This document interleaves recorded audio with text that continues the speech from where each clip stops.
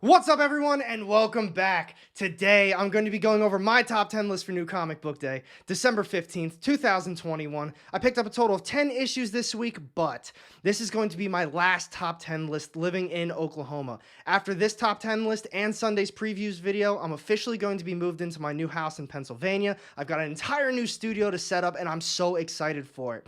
Other than that, I do have some really awesome channel announcements to talk about as well. But before I get started off on any of that, if you are new to the channel, I drop weekly comic book content that's going to keep you up to date on all the latest releases. So if you don't want to miss out on that, be sure to hit the subscribe button down low and the little bell to get notified every time I drop new content. You won't regret it. And now, without further ado, let's get started on this top 10 list and channel announcements.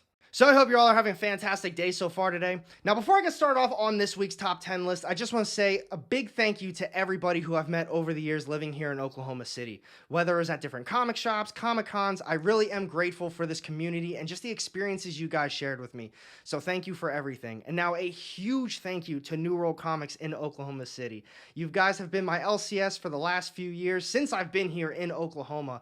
I love your shop. I love you guys. Thank you for everything again. Buck, Tom, Ash, if you guys are ever in the area, please go check them out. Great LCS, very knowledgeable, and they just love talking comics. Go check them out if you can.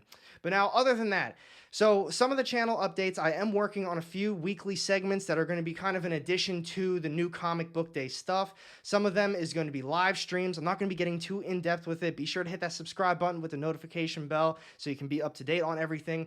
And now, if you were part of the YouTube membership program, I did recently disable it. I moved on to Patreon instead. There's a couple different tier levels, and one of them is a Discord community group chat. I'm really looking forward to getting that started up. If you have any questions on it, everything is down low in the description, or just reach out to me, whether it's through the comment section, email, or over on Instagram. I'd be more than happy to talk about it with you.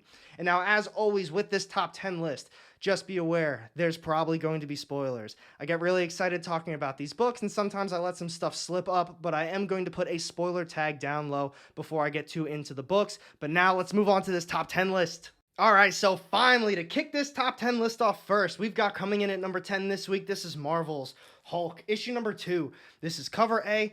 I'm going to be honest, I'm really not sure how I feel about this series so far. I was kind of on the fence with the first one. I love the artwork, story-wise. Didn't really pull me in. Now, the second issue, I feel exactly the same way. The artwork is fantastic. I love the coloring. I just love how everything just spreads across the pages. But the story itself, I'm honestly really not feeling it. I'm not going to be getting too in-depth with it because with this issue, there was a lot of action. Not as much story as I was hoping there would be. So let's talk about it a little bit more down low in the comment section. But seriously, I need to know your opinions on this book. I don't think I'm going to be continuing on with it. I think I'm going to give it one more issue, maybe one after that, depending on how it goes. But to be honest, I'm really just not feeling it so far. So for those reasons, we've got Hulk, issue number 2, coming in at number 10. Next up on my list this week, we've got coming in at number 9. This is Boom Studios' Berserker, issue number 6. This is cover A. This is a series I've been very back and forth on. 6 issues deep. I think it's only a 12-issue series, and I still feel like we're really not accomplishing much. It's almost as if every single issue is the same exact thing, except the story is slightly different. The first 5 issues was focusing on our main character, kind of the backstory on him, and to be honest, it was just a ton of action. It was very gruesome, violent. I did like it though. It was cool, but at some point, I wanted a little bit more story out of it. Once we hit, I think, issue 4, maybe 5, we got a little bit more behind the scenes stuff, what's going on with this company that's kind of hosting him. And now with this issue, it's kind of just a modern version of the other issues. It still feels like the exact same thing. We're getting a little bit backstory on him about basically what he's done throughout the years. But now there's also a current present day situation going on as well. Wasn't a bad issue, but halfway deep, I don't know. I'm just not sure how I feel about it so far. I'm definitely going to keep going with this one though. But for those reasons, we've got Berserker, issue number 6, coming in at number 9. And next up on my list this week, we've got coming in at number 8. This is Marvel's The Amazing Spider-Man, issue number 81. This is cover A, and this new volume continues to be fantastic. I love the storytelling, the artwork, what they're doing with Ben Reilly. This is what us Spider-Man fans have been waiting for. But with this issue, if you're also reading the Miles Morales series, read this issue first. The Miles issue ties directly into this one, And honestly, I read that one first and things didn't really make too much sense of it. I still understood what was happening, but after I read this issue, things in that one made a lot more sense. But with that being said, for this issue, Miles Morales, Spider-Man, they meet up and there's just a ton of action. There's not too much story progression in this one. You see the Beyond Corporation, they're trying to talk to Ben Reilly a little bit with the whole legal issue of Miles Morales also being Spider-Man. That's the main plot point of this issue. But other than that, ton of action. Then there's a sweet team up as well. Definitely check it out if you're a Spider-Man fan. This volume seriously has been incredible. With that being said, for those reasons, we've got The Amazing Spider-Man issue number 81 coming in at number 8. Next up, we've got coming in at number 7 this week. This is Marvel's Miles Morales Spider-Man, issue number 33. This is cover A, and as I was saying before, this issue ties directly into The Amazing Spider-Man, issue number 81. It's dealing with all the Beyond Corporation stuff. So with that being said, just a tie-in issue. Nothing groundbreaking, nothing too crazy, but there was a ton of awesome action scenes. I love those panels, the artwork that was covering all the different pages. We got Miles' clone in here as well, and the big kicker, a little bit of a spoiler. He didn't show up in the issue, but I'm still going to say it's a small spoiler. They mentioned the Assessor again, possibly that he's behind the scenes. He's the one doing everything that's happening in Miles' life. I'm really excited to see how they tie him back into this series. When he first got introduced to the Miles Morales run, I thought, man, this is a cool character. I like what they're doing with him. And then they had the whole clone arc, and now they're possibly bringing him back into it. This series is just getting better and better, and I'm happy that the Amazing Spider-Man series is just as good right now. So if you're reading one, you got to be reading the other one at this point. But for those reasons, we've got Miles Morales Spider-Man, issue number 33, coming in at number 7. And next up this week, we've got coming in at number 6. This is Boom Studios. Regarding the matter of Oswald's body, issue number 2. This is cover A. So I'm going to be honest with you. As I started reading issue number 2, I definitely forgot some of the details and who some of these characters were from issue number 1.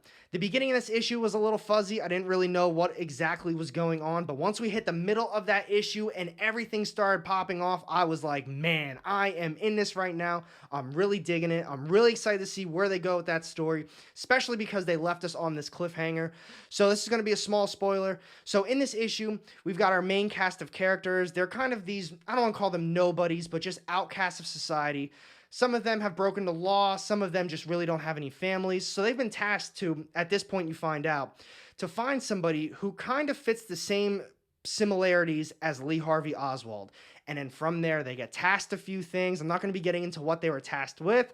But like I said, awesome issue once we hit that middle towards the end. And then we got left on that cliffhanger. I'm in this one. Definitely check it out if you haven't already done it. But for those reasons, we've got Regarding the Matter of Oswald's Body, issue number 2, coming in at number 6. And now we're down to the top 5 issues of the week. We've got coming in at number 5 this week. This is AWA's Out, issue number 3. This is cover A, and man, this was an issue. I felt like this was the issue where everything kind of came together and everything is just going to take off in that 4th issue. If I talk about anything at all, I feel like it's going to be a major spoiler to this one. But we've got our main character, and in this issue, so this is definitely going to be the spoiler, we find out that he can kind of talk to this monster, and now the Nazis are using him to kind of control this monster. And like I said, it was an awesome issue. This was my favorite one of the series so far. Let's talk about this one a little bit more down low in the comment section, because at that point, I feel like I already spoiled most of the issue, so I'm sorry about that. But for those reasons, we've got Out, issue number 3, coming in at number 5. Next up this week, we've got coming in at number 4. This is Dark Horse's Maze Book, issue number 4. This is cover A, and man, this has been such a fun ride so far. I know I'm very biased towards Jeff Lemire. He's one of my favorite writers. I love just the stories he tells and how he tells them, how he executes everything. His artwork is fantastic to me too. And this issue, just like the other ones, I just love the way he told this story. Not a whole lot of stuff happens. It picks up where the last one left off. Our main character, he's now in this maze world.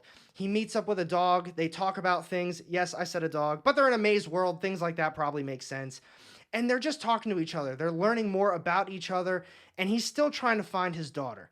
This has been such a fun ride so far. Definitely give it a shot if you haven't picked it up so far. But for those reasons, we've got Maze Book, issue number 4, coming in at number 4. And now we're down to the top 3 issues of the week. We've got coming in at number 3 this week. This is Marvel's Strange Academy, issue number 14. This is cover A, and this was hands down one of my favorite issues of the series so far. There was so much different stuff happening in this one. We've got Calvin. He's off on his own. He's still trying to deal with the fact that he doesn't have powers anymore. A lot of stuff happens from there. I'm not going to be getting too into that. Potentially a first appearance in this issue too. I know that character showed up in a different issue, but I don't think we got that character's name. Not 100% on that one though, but that character does make an appearance in this one with the full name and does make an impact. But that aside, that wasn't even the whole issue. There was a whole second half of the issue too. That deals with Doyle and the other classmates. They're dealing with Brother Voodoo and just going back in time, forward in time.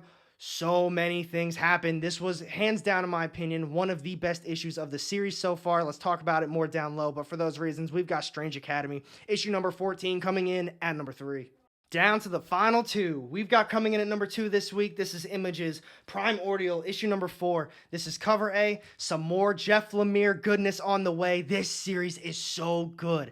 I've talked about it in the past. It's kind of like Gideon Falls. It's not horror, but he's teamed up with Andrea Sorrentino, so the dialogue and the artwork all goes hand in hand with each other, and it's set up the exact same way as Gideon Falls was. This issue, they follow the monkeys, the other dog. We got our other 2 main characters as well. They're up to their own stuff, but man, just the artwork alone should put this at number 1. This has been so fantastic, and I'm really excited to see where they go with this story. I think we only have 1 issue left, but this has been a very fun ride so far. I know I said it in the beginning.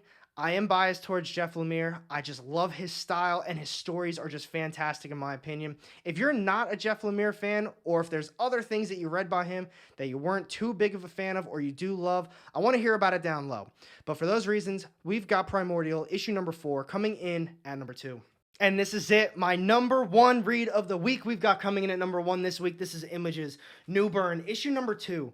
This is cover A, and man, I did not expect this issue to get number 1. I loved the first issue. It's by Chip Zdarsky. It's a new crime ongoing. But man, this second issue progressed the story so well. I had no idea they were going to go this route, and it was so good. We learned so much more about Newburn, his assistant, and just the way he does business. Can't wait to see what Chip Zdarsky does with this series. It's only 2 issues deep. If you didn't try out the first one, you definitely need to pick it up. A little bit of backstory on it. So we've got Newburn. He's kind of a detective, but at the same time, he doesn't really work for different mafia families, but he's still a part of all the different mafia families. That's all I'm going to say about it. Definitely check it out. It's been phenomenal so far. But for those reasons, hands down this week, even though it was an awesome week, we've got Newburn, issue number 2, taking the throne at number 1. So what do you guys think about this week's New Comic Book Day? In my opinion, very awesome week. A couple issues I was on the fence about, but Newburn issue number 2, hands down, taking the throne at number 1. But I want to know, which issues did you pick up this week, and what was your number 1?